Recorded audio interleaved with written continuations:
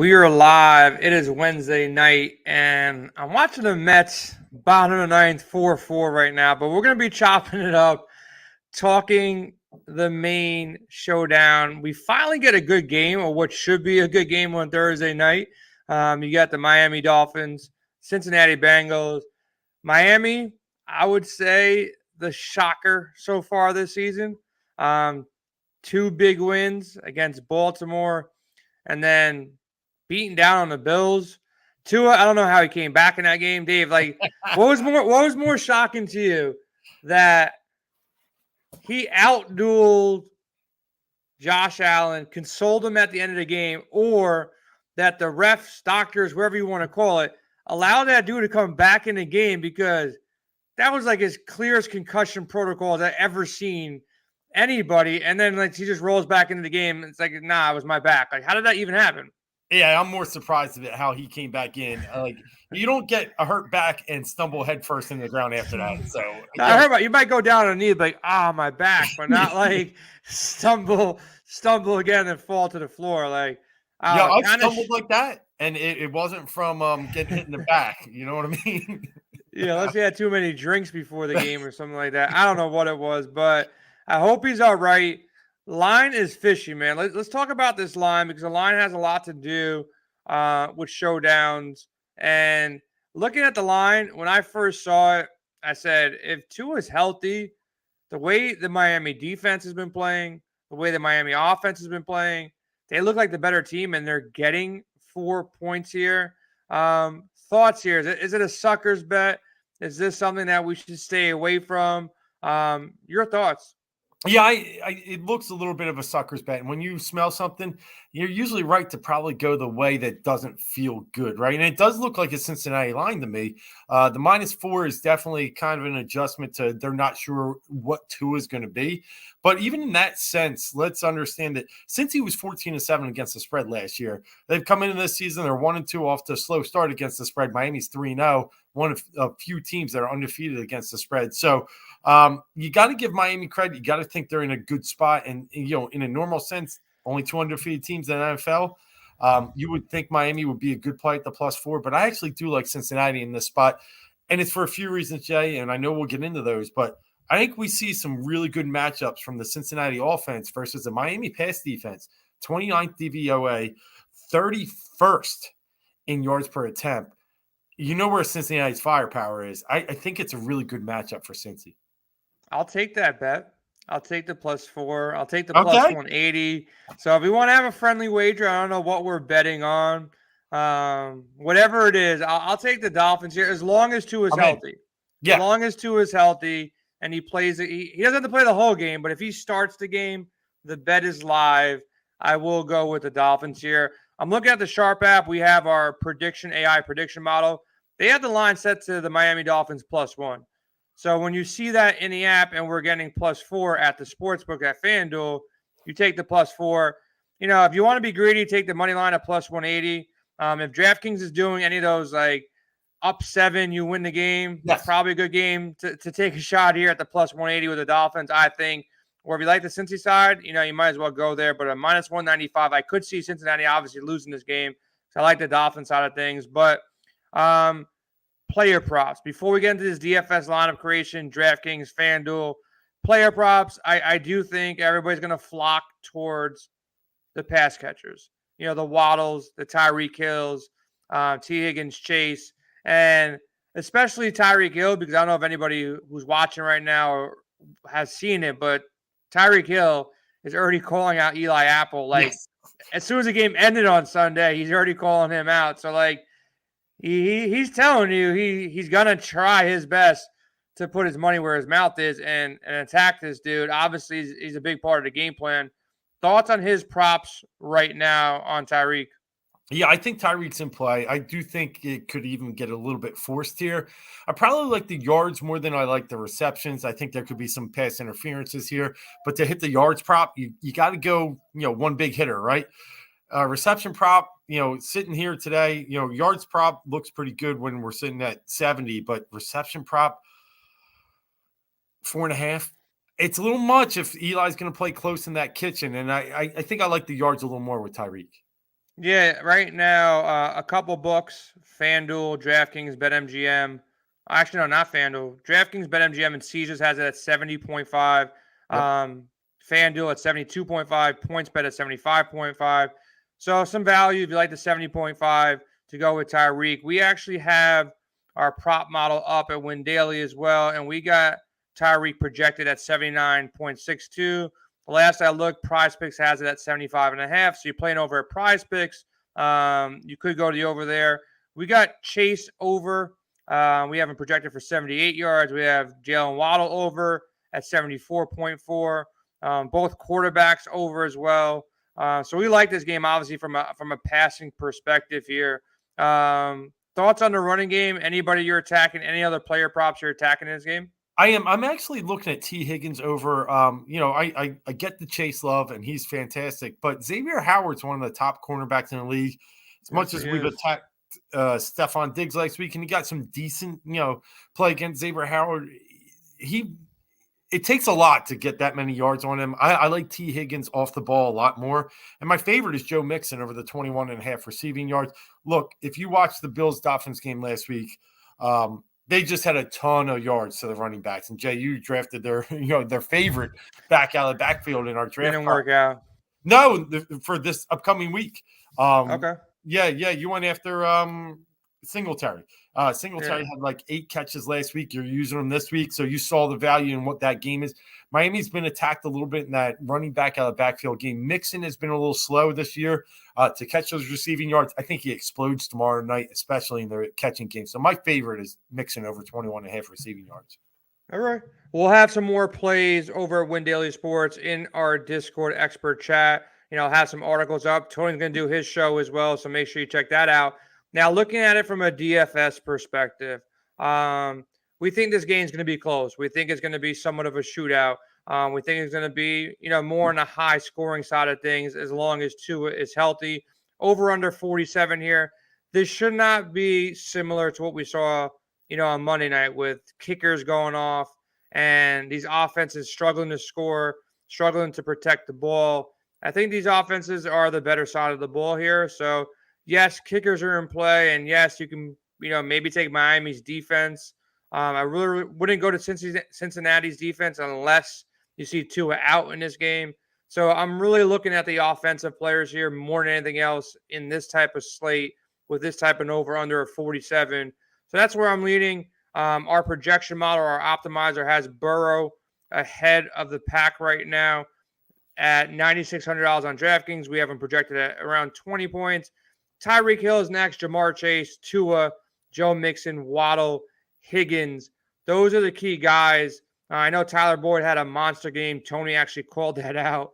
He called him scoring a touchdown. Of course, he broke the big one. So the top 6 guys, like I said, Burrow, Tyreek, Jamar Chase, Tua, Mixon, Waddle, and Higgins, top 7. That's where you're going to see a lot of the ownership flock to. Those are the guys scoring the most points. Currently, Joe Burrow is the top owned player on the slate, with Mixon coming in second, Tua third, T. Higgins 4, Tyreek Hill 5, Jamar Chase 6, Waddle 7. Evan McPherson, the kicker for the Bengals, he's actually popping. Great kicker, 3,600. He's probably one of the better salary savers on the board, so people will flock to him. So he's a safe play. Even if he gets like 1 or 2 field goals and all the extra points, he could work out at 3,600 because I don't see too much else popping on the value marker here. Dave, talk about your captains. Who do you like for this matchup? Yeah, I'm focused on the Cincinnati side, and a lot of it is because of the Dolphins' bad pass defense. So I like Higgins. I would circle him as my favorite captain tomorrow. Listen, he's had 17 targets last 2 games. Chase 19. You can get a significant discount. I mean, we're talking almost a $4,000 or $5,000 discount for a guy that I think will see similar volume. So I like Higgins at the captain role. I also would consider Mixon. I think those two are right there. Look, Boyd's nice, but Boyd only 7 targets. He got the 1 breaker, but a guy that's probably not getting as much action. I want guys that are going to get the ball, and I think Higgins, Mixon, Chase. Now those 2 Higgins is the cheapest. That's where I'm targeting. Yeah, I'm going to think about where I'm going here, but I want to switch the conversation a little bit on the value side before I give out my favorite captains here. You got some backup tight ends for Cincinnati popping in our optimizer. Devin Asiasi at 200. What do you think about a flyer on him? You got Mitchell Wilcox, 600. You got guys like Trent Sherfield for the Dolphins, who's a wide receiver. Myles Gaskin, potentially at 200. Trent Taylor. Any of these cheap guys that you're looking at that you're hoping, find a way to fall in the end zone? I know these tight ends somehow, some way on Thursday nights, they find their way into the end zone, but anybody down low that you're looking at that you think could pop? Yeah, I kind of like the Asi call. He didn't play in the first 2 weeks. He had a quadriceps injury, got on the field late, and in week 3 and got some snaps. Didn't get any real looks, but I could see a guy like that getting a little bit more as they ease him in and being really, really sneaky. The only other one I guess I could say is Wilcox, but I mean, he's had 1 target. So I think Asi is going to take his snaps. So I kind of like that the most, but it's a real risk. I think I'm with you. I'm kind of snapping a chalk line, kind of in the maybe River Craycraft, Evan McPherson range. It's tough to get real cheap this week. Yeah, there's not too much out there to go cheap. Backup running backs could make sense, especially I feel like Mixon is a little bit banged up here going into this game. P. Ryan should be, he's going to be involved regardless, but if this injury to Mixon becomes anything more that we're unaware of at this point, decent value. He's expensive though. He's not like a price tag that I like to pay for a backup running back that I'm not expecting much out of at 7,400. A little bit expensive. Obviously, I'd rather go with Boyd. But thoughts on the Miami side? Any love for a Chase Edmonds or a Mostert here in the situation? Yeah, I mean, Mostert gets a little bit of the carries, especially down there at the goal line, even though it was surprising. Edmonds, snuck in 2 from close to the goal line last week. So it's always interesting about, what Miami's going to do. They are creative. We're falling in love with their head coach. He's a personality. But I do, if we go back to a regular game script, I think you get a little value more out of Mostert here. We had a question a few weeks ago, where do you like Mostert? Didn't like him in Buffalo. Like him a little more here with Cincinnati. Cincinnati's got a really nice pass defense. I think Miami's going to have to grind this one out. I like Mostert.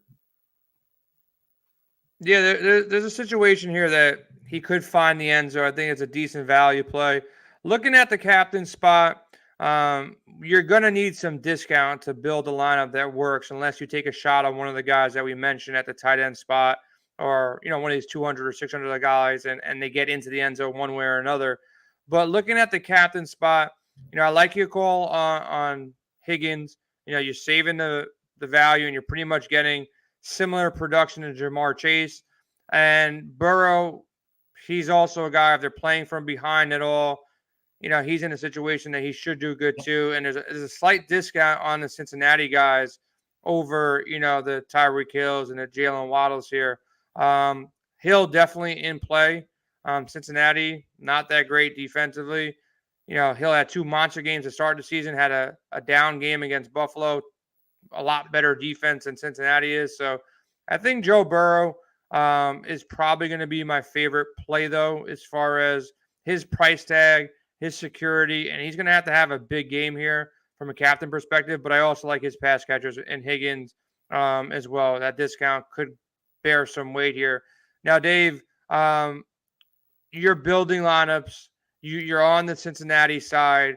How are you building your showdown lineup to kind of, work in that direction here? Because you got to sell the story. So what story are you selling that you think your core lineup should dictate? Is it Cincinnati going up big and it's going to be a lot of through the air, or is it a Joe Mixon game, captain, they carry the lead, maybe Cincinnati defense try to get sneaky here? What's the story you're trying to sell with your lineup here?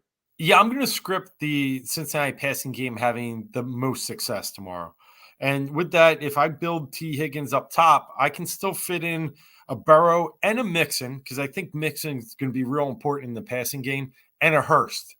After that, I got a decent amount of salary left where I can pop a good Dolphin and maybe hold some Cincinnati defense here. So I can fit in Waddle and the Bengals D to really script a decent game where Waddle's probably that guy catching some balls late, getting the value late.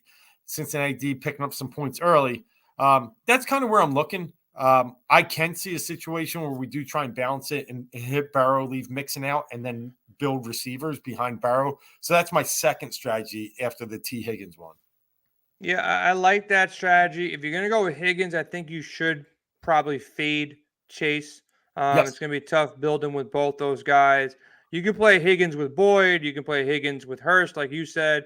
But a fade of Jamar Chase, especially if you're going Higgins in your captain spot. Now, if you're going Burrow in your captain spot or one of the quarterbacks, obviously, both wide receivers would be in play.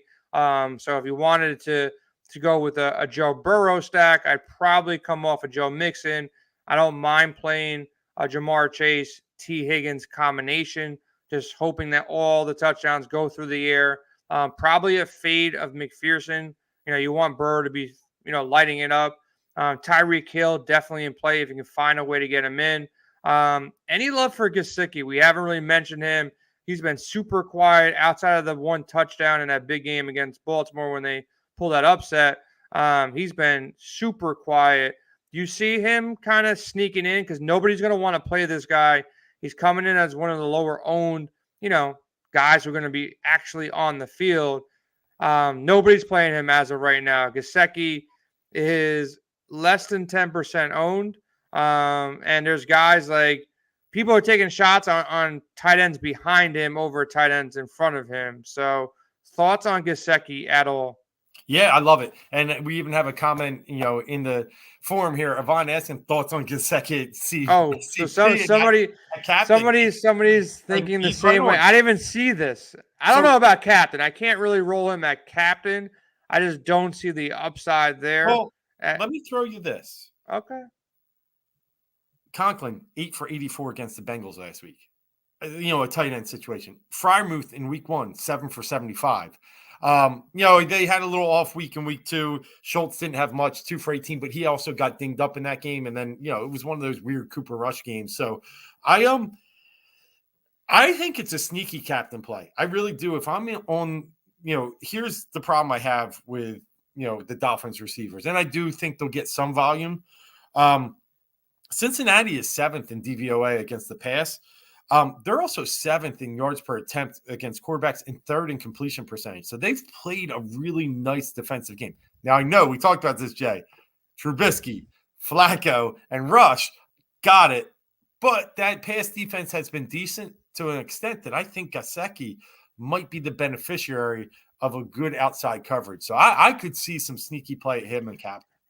Yeah, listen, at the discount, like I'm just messing around with the lineup, you can go Gesicki at captain and get Tyreek, Joe Burrow, T. Higgins, and Mixon, and you have to take a shot on a guy like Mozart or a kicker or, one of the defense. Now, if you come off of Tyreek and go to Waddle, you can even go and get your guy Hayden Hurst there. Yeah, so this is a lineup that you'll probably like. Gesicki at captain, Joe Mixon, T. Higgins, Joe Burrow, Hayden Hurst, and Waddle. You pretty much have no complete duds. Like you're not hoping for somebody off the bench to come in and their 5 snaps and score a miraculous touchdown. These guys are all starters at their position. So pretty nice little build here. So I guess, yeah, you can sell me on a Gesicki situation here. Now, just for our listeners. We had another question. Okay, what's the other question? Put it up there, man. Yeah, which DST do I like better? So I do like Cincinnati, and part of my reasoning behind this, and Jay might not. I'll bet against you on this one again because you can't protect this guy Burrow, and I don't disagree. It's just coming off 95-degree heat, beating a Buffalo team that took all your energy, and that defense was on the field for 42 minutes against Buffalo, coming on a short week.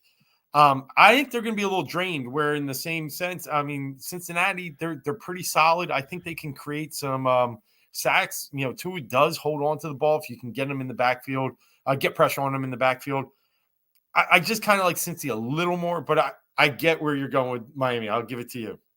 Yeah, look, unless Tua is out, I like the Miami side more. They're more of ball hawks. Burrow's got no time in the backfield.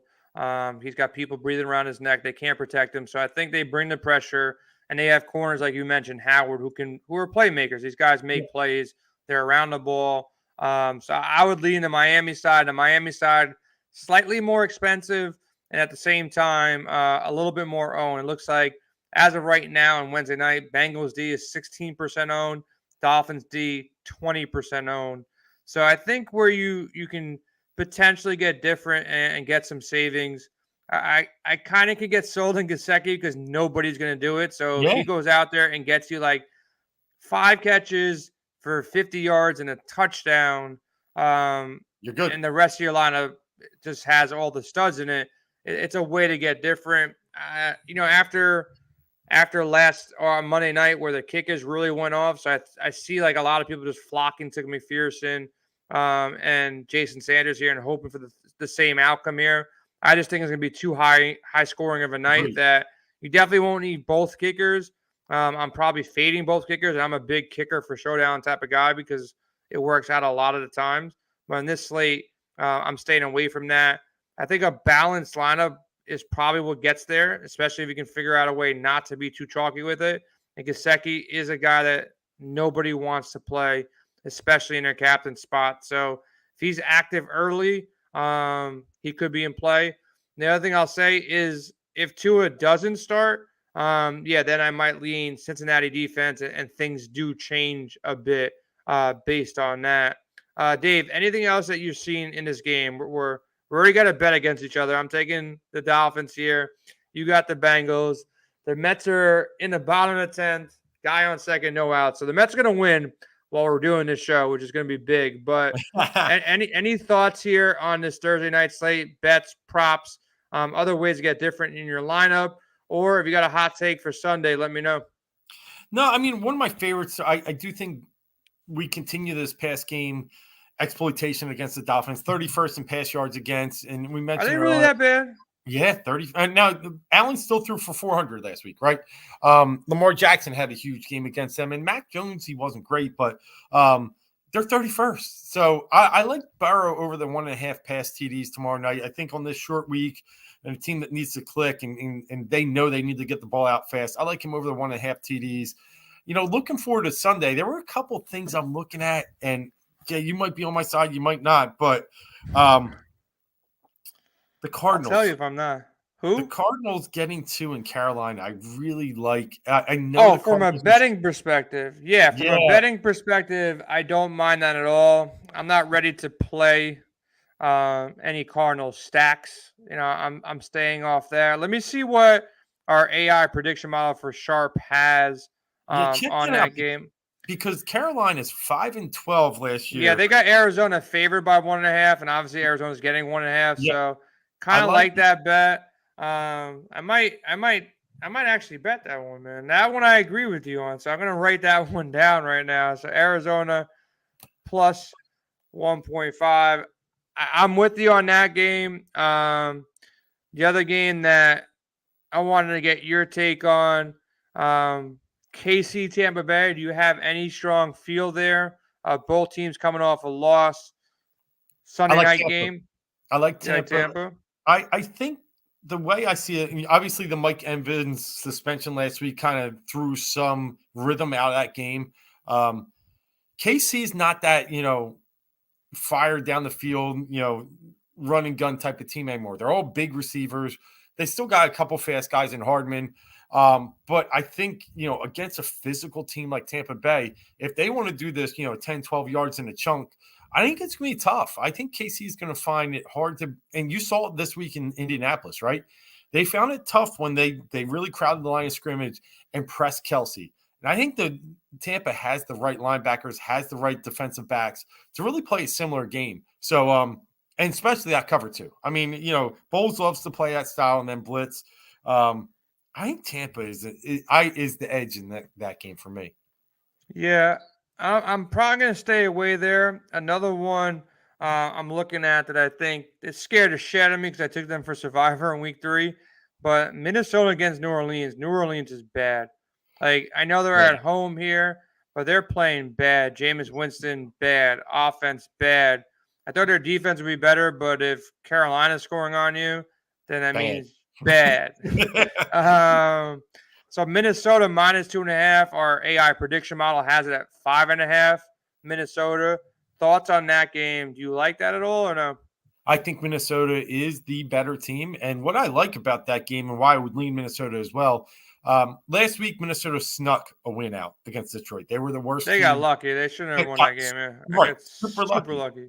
But if you watch the swing and the ebbs and flows in the NFL, they had a bad game in Philly Monday night, bad game Detroit last week. They ended up splitting those.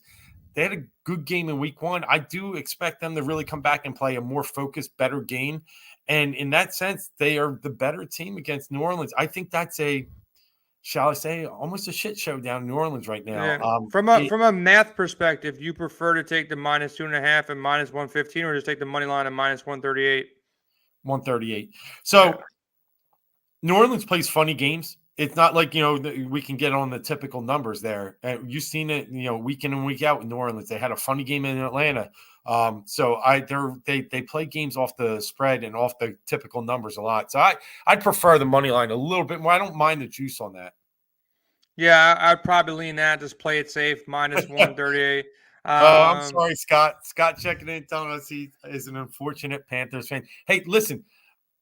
The Panthers were my bet of the week last week. I loved them, and they paid off, and that was great. Just don't feel the love this week. I'm sorry. Any thoughts on Seattle, Detroit? It's a game that we talked about as a sneaky stack perspective. Any thoughts in regards to this game? Maybe go on the Seattle side of things. Point 4.5 points. Yeah, point spread. I like Seattle. Gino's been a pretty good cover quarterback. I mean, barring last week, and the week before, I guess. But coming into that, he has been a pretty good quarterback that keeps games close. There's just no way I can faithfully say that I'd put my money on Dan Campbell as a favorite by more than 2 or 3. The guy finds ways to screw up games. I know he plays with intensity. I know he wants to bite your kneecap. But you know what? I ain't giving you my money on that. So I like Detroit to win, but I just don't know if they can cover that big of a number. Don't forget, this team won 3 games last year. Oh my God, the Mets walked it off. Let's go. Yeah, and Yvonne's right. The Vikes New Orleans game, is in London. So the scary part about that, and good point there is, those teams aren't your regular London teams. You get Jacksonville that goes over there every year. Teams that come over there probably aren't used to the travel. Here's a big script that I like in that game, and maybe why I lean Vikes money line, but not as much. Rookie coach. Rookie coach for both teams, but at least Dennis Allen has done it more. Rookie coach for Minnesota. Oh, they've looked terrible this year. I mean, talk about Hackett. Like, these guys that have to – this Minnesota coach, when he had to travel to Monday Night Football in Philadelphia, looked overmatched. That's a big leap to take your team and be ready to do all these practices and I'm liking Minnesota. The money line's safer. Jameis is really struggling. His offense really struggling. I think Minnesota, they're carrying some momentum, from those wins too. Even though they look like trash, Jefferson's not the same player as he was week one. I think he goes out there in London and shows up here. So I like the Minnesota call. Before we head out of here, give me your 3 NFC East plays. You got your Eagles, who are dominant. You got the Bears versus the Giants, which is interesting. And then you got Washington versus Dallas. Any leans in those 3 games at all? Philly, Giants, Commanders. I just think it's a tough game for Dallas. They're getting all the love, right? When they didn't get the love, they were a great play against Cincinnati. They were a great play against New York. Now we're back on the rush bandwagon. I think be careful of that game. That should be 5 or 6, in my opinion. It's 3. And they won't move it off 3. So that's a little risky. I do think the Eagles are a decent play against the Jags. I just think the Jags coming off 2 big emotional wins. They'll be happy to be 2-2 after this. They will. There you go, man. Do you think they cover? They win this game easy again? Yeah, I think the Eagles cover. I think they win by 10.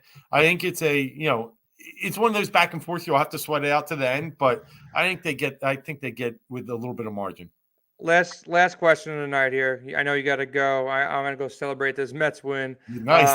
The Braves lost, Mets win. So feeling pretty good right now. I haven't felt this way in a couple of days about the Mets. But survivor picks.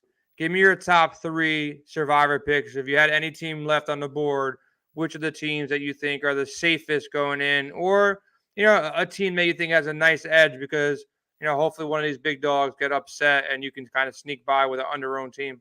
Yeah, I mean, obviously, if you got Green Bay left, then you would have only played them probably in week 2 versus Chicago.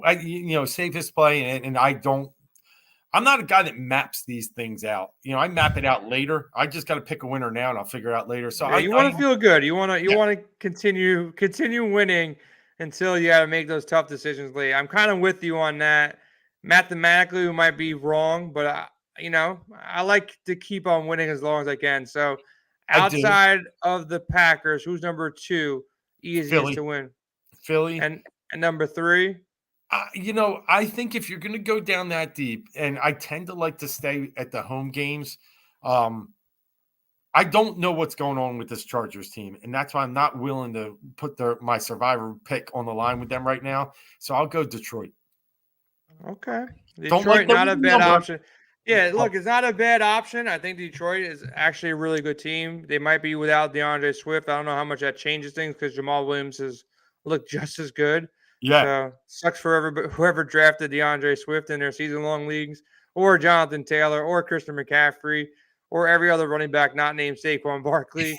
Kind of screwed right now. But, yeah, I like that call as well. I think you pretty much nailed it. There's a couple other teams you can take a shot at, but I think Green Bay, clear-cut number 1. If any other injuries shake out, there are other ways to go.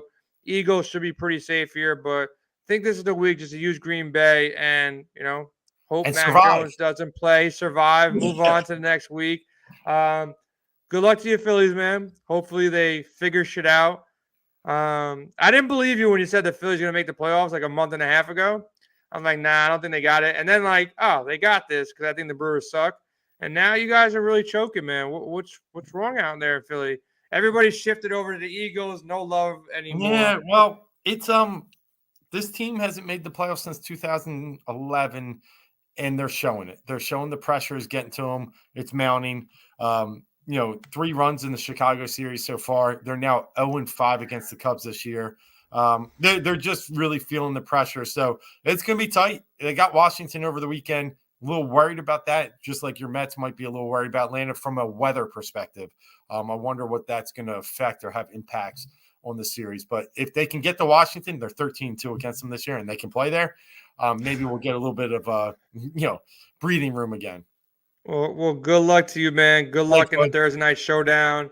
And just remember, you're gonna owe me Monday when you wake up Friday morning. Whatever you maybe I'll pay your way into a Millie Maker or something. We'll figure something out. All right, we'll do that. All right, that's what we're gonna do. Loser has to pay a Millie Maker entry that we end up splitting the winnings on. Deal. I like it. All right. That works for you. So I like it. You're going to have to enter a Million Maker on our behalf or vice versa. If the Dolphins win, I'll enter the Million Maker. We'll make a lineup together and we'll talk about it maybe Saturday night on Sirius XM. And then hopefully this turns into $500,000 each for us, minus some taxes that we'll have to pay. But we'll figure out the tax thing later on. So either way, somebody's winning $500,000. So this is a really good look. Make sure you check us out at WinDailySports.com. Use promo code WINBIG for our free week to check out everything we have to offer. Hop in our expert chat. We're talking games, every single sport, MLB, NFL, NBA's right around the corner, NHL right around the corner. PGA just did a show earlier today, which crushed it. So make sure you check that out. Tons of guys talking right now about the PGA lineups. They're going to be breaking down in a couple hours Thursday morning. So make sure you check those guys out as well. Dave, good luck to you Phillies, man. And let's have a strong weekend in real life with our teams. Yes. Mets and Phillies and your Eagles. And then with our fantasy lineups, let's go out there and win some money. We'll have a pregame show Sunday morning. Tony's going to be chopping up this game tomorrow with his favorite plays, and he likes to dig deep with these props. So I'm sure he'll have some stuff as well. So stay tuned for more, man. We have a lot more stuff coming out this weekend. Dave, you'll be doing our college football show on Friday. And rewind the show we did the other day, the NFL Draftcast on our YouTube page. Like and subscribe and check that out as well. We are out of here on a Wednesday night, though.